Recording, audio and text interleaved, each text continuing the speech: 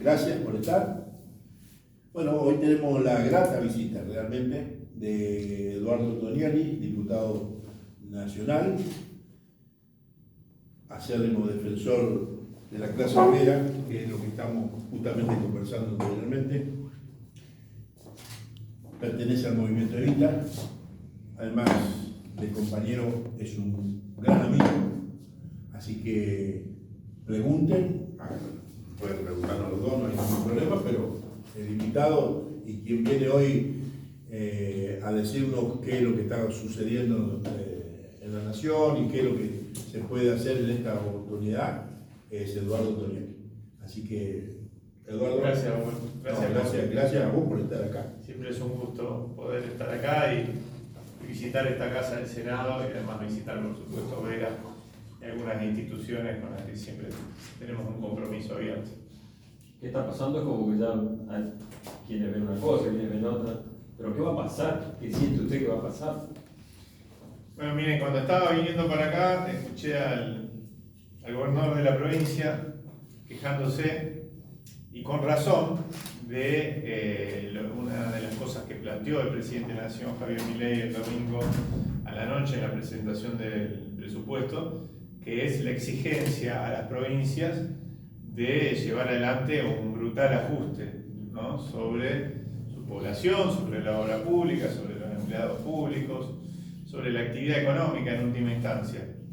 Y la verdad es que, así como estoy de acuerdo con ese reclamo, creo que también es un contrasentido el haber firmado un pacto de mayo que establecía precisamente eso: bajar la inversión pública estatal de un 39,5% del PBI, que incluso hay que decirlo, es un número que está lejos de la inversión de los países centrales en relación a su PBI, que generalmente solemos admirar, pero pocas veces imitar realmente.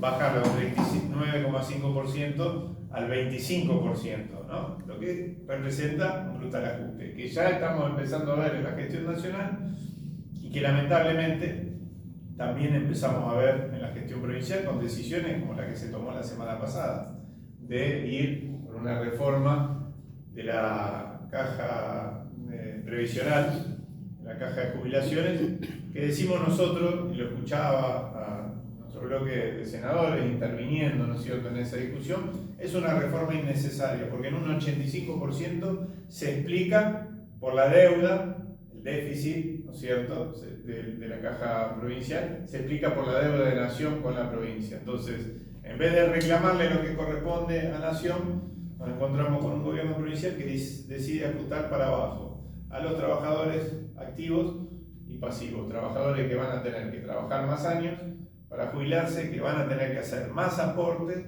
y que van a cobrar menos por esos aportes, y jubilados actuales que además tienen que hacer un aporte solidario. Acá no hay la defensa de ningún privilegio corporativo.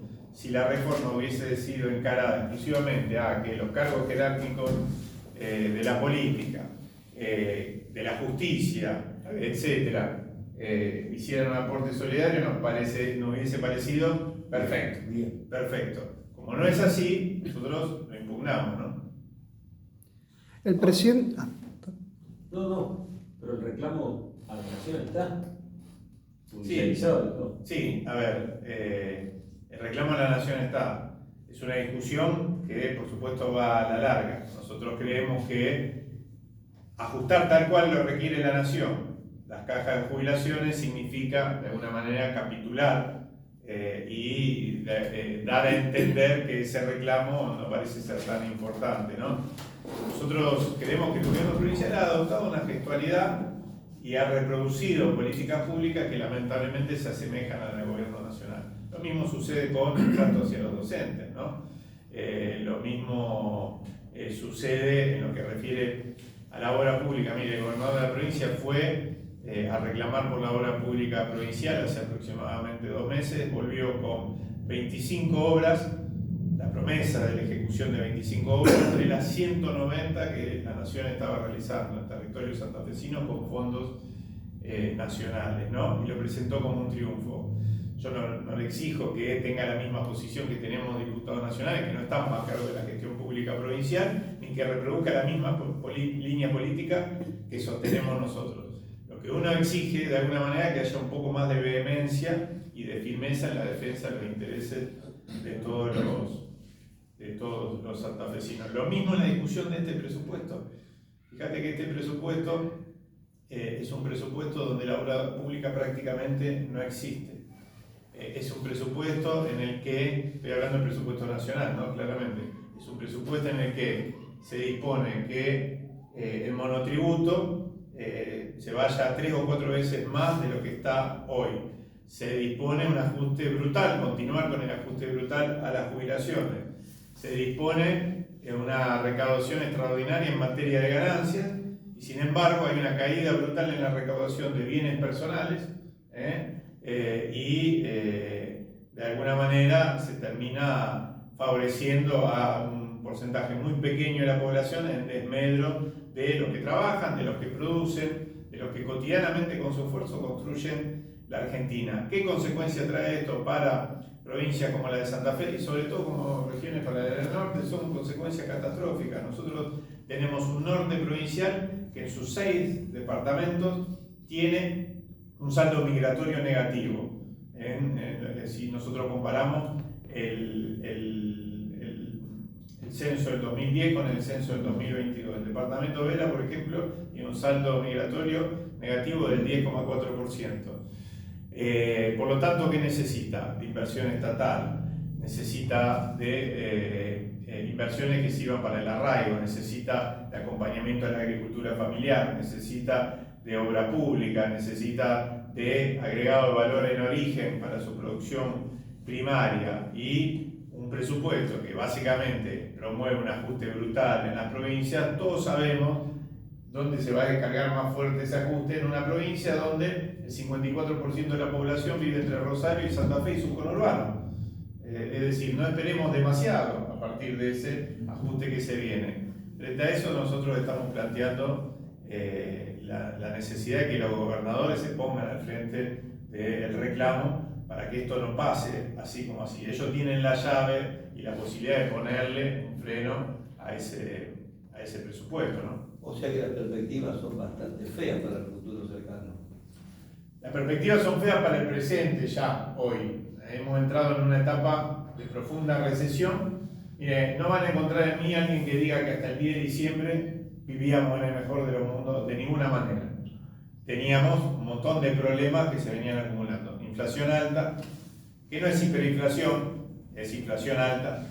Teníamos problemas de ingresos y de salarios para un número importante de la población, desigualdad histórica, la mitad de la población económicamente activa por fuera de cualquier sistema de seguridad social. Esos eran los grandes problemas de la Argentina. Ninguno de esos problemas de este gobierno lo solucionó, ni siquiera el de la inflación, que era el gran caballito de batalla. Decían que iban a secar la plaza, nos iban a llevar a una recesión brutal con el objetivo de eliminar la inflación, que aún se mantiene en niveles importantes para el ajuste que han hecho. Pero no solo eso, sino que además a todos esos problemas que se profundizaron en muchos casos, ni hablar la pobreza, indigencia, cierres de empresas, creciente desocupación en la actividad privada y también en la actividad pública, a todo eso se le suma la recesión a la que hacía referencia, que no es producto de la impericia. No hay impericia acá, hay una decisión política de llevarlo a un escenario recesivo. Y es muy difícil en un escenario recesivo lograr recuperación económica si no hay ningún tipo de fomento, y por eso me refiero al presupuesto que están proponiendo, ni de promoción de la actividad productiva, ni de la obra pública. En el mundo se sabe que la obra pública, el fomento de la producción, el crédito, etcétera, sirven para salir de situaciones recesivas. No hay nada de eso en el presupuesto. De hecho, el presidente el domingo a la noche no habló ni de producción, ni de trabajo, ni de salud, ni de educación. Solo habló, como le gusta a él, de la macro, ¿no es cierto? Y del reconocimiento que cree él que tiene en el mundo por el experimento social que está llevando adelante. Ahora, no quiero ser chocante. Sí, pero... sí, si querés ser chocante no hay problema. No es la idea una pregunta bélica, pero ustedes le dieron lugar a Milei. Si no fuera porque falló Fernández, Milei no tenía ni una chance. En el monstruo que nos quita el sueño, caímos porque estaban ustedes en el gobierno. está clarísimo. Nosotros nos ¿Y hacemos qué cargo respuesta de eso? nos hacemos cargo, mira, la mejor autocrítica es no hacer lo mismo que en el pasado de alguna manera nos llevó a una situación crítica. Por supuesto, no solo el peronismo, sino el sistema político preexistente, ¿no es cierto? Porque hoy esas mismas preguntas se las tenemos que hacer a quienes fueron los responsables del brutal endeudamiento que tomó el gobierno de Macri, que hoy están en la gestión económica. Que entró Macri por el caso de Cristina, porque si no, no entraba. Sí, bueno, pero Cristina se fue con un salario en dólares que era el más alto de Latinoamérica y hoy estamos con el salario en dólares que es el penúltimo, ¿no?, de Latinoamérica. Entonces, Pero no importa que pero por eso no estamos... pero ¿por qué no se no, puede? arranqué con eso porque vos me hiciste la pregunta. Entonces lo que digo es, la dirigencia política en general y la del peronismo en particular tenemos que hacernos cargo de nuestras responsabilidades. Ahora bien, frente a lo que está sucediendo, creo que ni siquiera viene de parte exclusivamente de la dirigencia política, sino una parte importante de la sociedad que está empezando a ver que las recetas, que también son recetas perimidas, que son recetas que alguna vez la Argentina no hace mucho tiempo aplicó y que nos llevaron al estallido del 2001, no están brindando ninguna solución. Entonces, repito, estábamos en una situación compleja, lo dije yo, ni siquiera necesitaba que me lo pregunte vos, lo dije yo, estábamos en una situación compleja. Las recetas que se aplicaron empeoraron esa situación. Entonces, ¿cuál es la solución? Recuperar la idea de que hay que asentarse sobre el trabajo, sobre la producción y no sobre la especulación financiera. La ley base no propone nada de eso. Lo único que propone en materia productiva es el régimen de incentivo de las grandes inversiones. Eso que es una economía de enclave para muy pocos lugares del país. Olvídense que para Santa Fe, y sobre todo para el norte de Santa Fe, eso no tiene ningún tipo de aplicabilidad, ¿no? Diputado, y con este contexto, con lo que planteaba Jorge, y con la realidad que todos los argentinos conocemos, que llega uno porque realmente el anterior fallaba, para no puntualizar puntualmente en qué color político, ¿qué rol tiene la oposición ahora y si tienen alguna planificación estratégica para ayudar, para colaborar, o cuál es el rol de la oposición ahora? Ni siquiera le pregunto del justicialismo, le pregunto de la oposición en general. Es que hoy no alcanza solo con una oposición del justicialismo o de Unión por la Patria para intentar establecer algún camino distinto al que propone el gobierno nacional.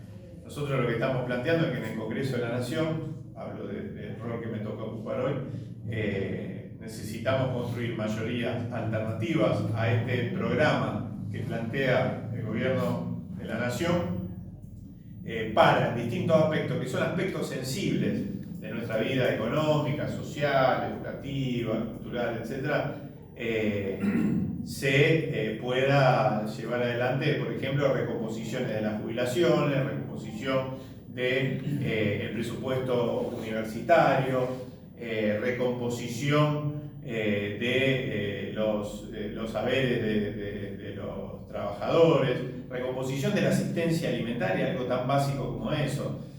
Hemos visto cómo se dieron ya varias experiencias en construcción de una mayoría distinta, que lamentablemente, al no poder sostenerse en el tiempo, y hablo de la reforma previsional o de la mejora de los haberes previsionales, a no poderse, quiero aclararlo, sostenerse en el tiempo porque hubo compra de voluntades, creo que ha sido más que evidente lo que sucedió, hay fotos de eso, de giros copernicanos en el aire, de diputados que no un año antes, 2 meses antes habían votado y habían impulsado y defendido, digo, en el recinto la mejora de las jubilaciones, y de golpe estaban en una mesa sacándose fotos con el presidente de la Nación y votando en contrario.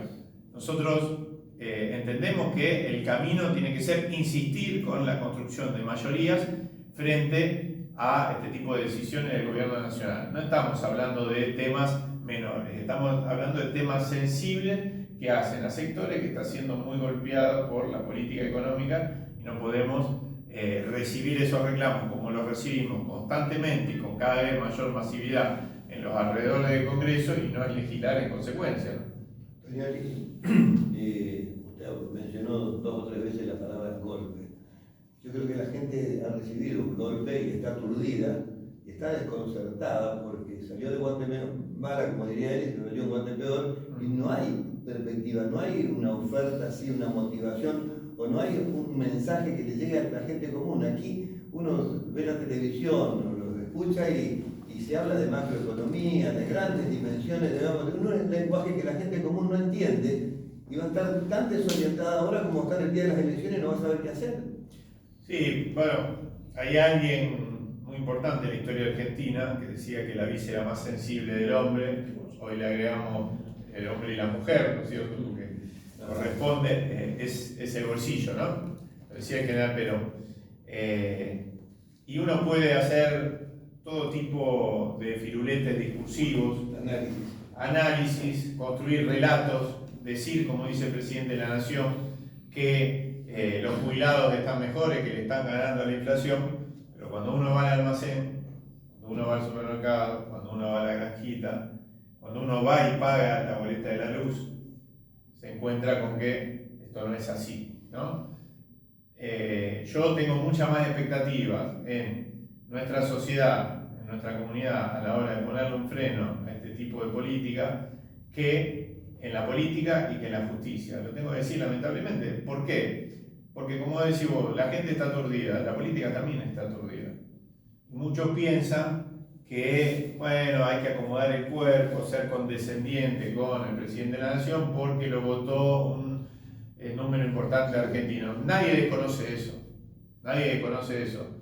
Pero tampoco nadie desconoce que nadie votó porque le bajen las jubilaciones, nadie votó porque le aumenten el boleto de colectivo a lo que se ha aumentado, nadie votó porque le rebajen el salario o porque deje de haber obra pública. El discurso del presidente de la Nación, cuando era candidato a presidente, era que la casta iba a pagar el ajuste. Bueno, lamentablemente es una violación al contrato electoral. Yo he visto los spots del gobernador Puyaro diciendo que iba a haber cláusula gatillo.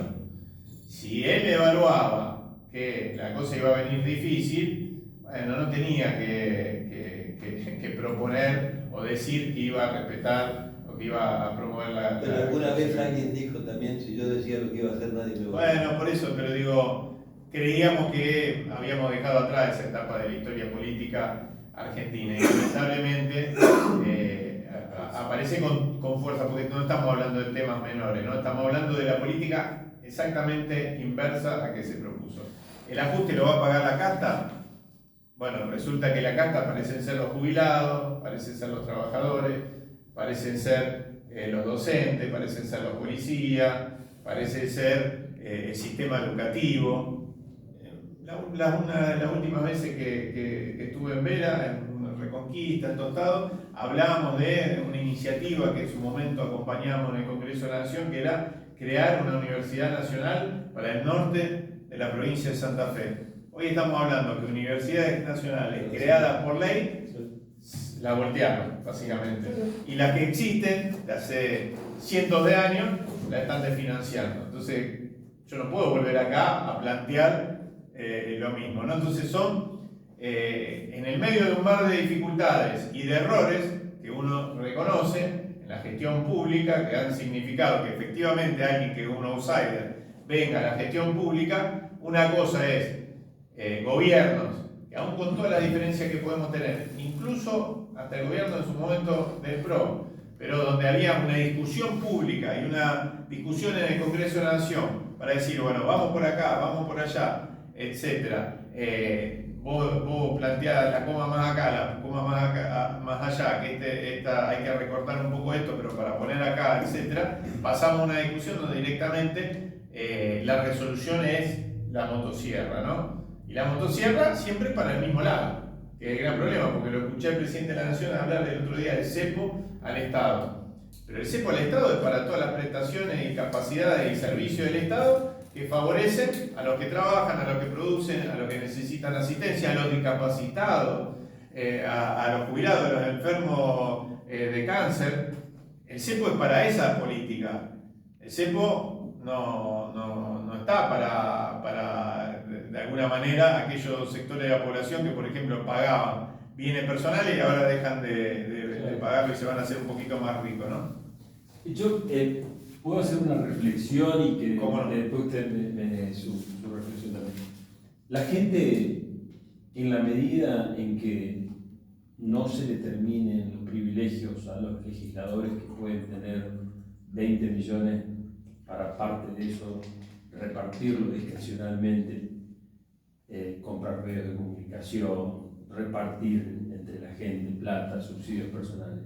En la medida en que eso no se termine, que es lo que prometió Milei que iba a terminar y no tocó nada de eso, en la medida en que eso no se termine, a la gente no le va a importar ganar menos o no poder ir a comprar, a hacer mercadería, porque está esperando que eso suceda. Cuando eso no suceda, a la gente sí le va a empezar a tocar el sueldo, a doler que le toque el poder adquisitivo. ¿Me explico lo que quiero decir?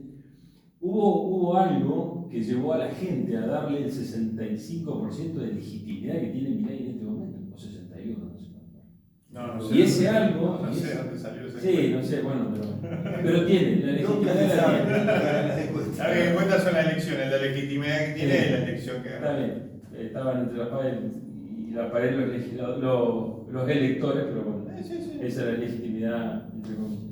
Pero la gente lo votó por eso. Y eso, esa casta política, como se llamaba él, sigue intacta.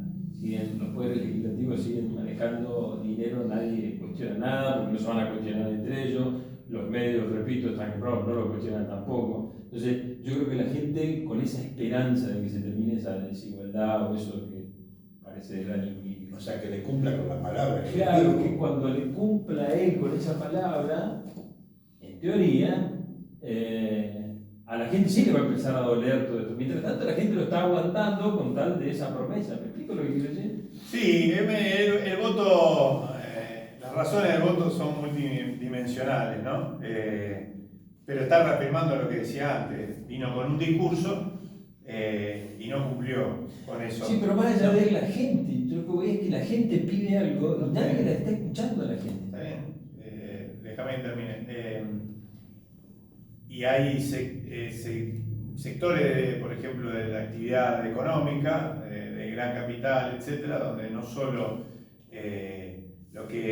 algunos privilegios que han tenido con todos los regímenes políticos, con todas las gestiones políticas, exenciones, etcétera, no solo que no se han tocado, sino que además se han profundizado beneficios fiscales, tributarios, aduaneros, que en su vida una pyme o una industria mediana hasta grande puede ver en la Argentina, se han otorgado a sectores de capital y sobre todo el capital extranjero que reafirman que efectivamente es un gobierno de la casta y de la peor de la casta, que es la del capital financiero internacional, las transnacionales que están interesados en nuestros recursos estratégicos, pero en no dejar nada, porque si no, no ponen en un peso, si no se llevan 10 veces más de lo que ponen, etcétera, etcétera.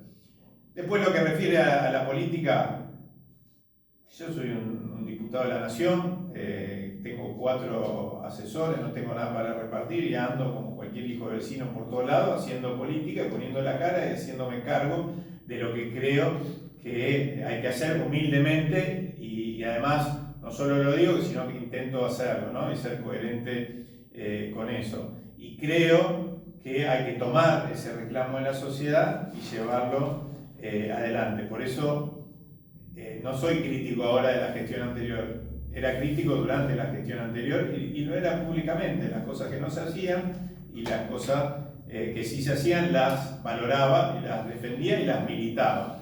Hoy creo, humildemente, si hubiera algo bueno que estuviera haciendo esta gestión, lo diría, que no hay absolutamente nada que esté haciendo buena esta gestión, porque hay un proyecto político que tiene 2 ejes: reprimarizar la economía argentina y extranjerizar nuestros recursos estratégicos. Y para eso, lamentablemente, necesita construir una orden social que la Argentina, por lo menos en el siglo XX, nunca conoció, que una orden social exclusivamente para el 20% de la población y el otro 80% afuera. Hay otros países de Latinoamérica donde esto sucede, porque no pasó el peronismo, por ejemplo, durante la mitad del siglo XX, que uno puede pensar lo que quiera del peronismo. Ahora, que ha sido la entrada de la Argentina a la modernidad que ha sido la entrada a los derechos laborales, a la construcción de una clase media muy poderosa, nadie lo niega. Después tendremos discusiones, etc. Este gobierno pretende, no lo digo yo, lo dice el presidente de la Nación, destruirlo y volver a fines del siglo XIX. Si él dice que la Argentina que él añora es la de fines del siglo XIX porque era primer potencia económica mundial, algo incomprobable. De hecho, en realidad es comprobable que era muy poco. Ninguno estábamos vivos. Sí, pero hay un informe que es el informe de Alemacet que mandó a hacer Roca, donde claramente se ve que los argentinos en ese momento y los hombres y mujeres de buena voluntad que venían a habitar y a trabajar en el suelo argentino se morían de enfermedades que en otros lugares del mundo ya tenían cura, donde el establecimiento productivo modelo de ese momento era la forestal, ¿no? Para hablar de nuestra provincia y de nuestro norte. Entonces, si alguien cree que se puede volver a la Argentina a ese estadio, está equivocado porque no encaja, porque los argentinos ya conocimos otra cosa. Repito, nadie dice que hasta el 10 de diciembre vivíamos en el mejor de los mundos. Lo que estamos diciendo es que hemos involucionado y que lamentablemente todas y cada una de las promesas de campaña de esta gestión no se están llevando adelante, ¿no?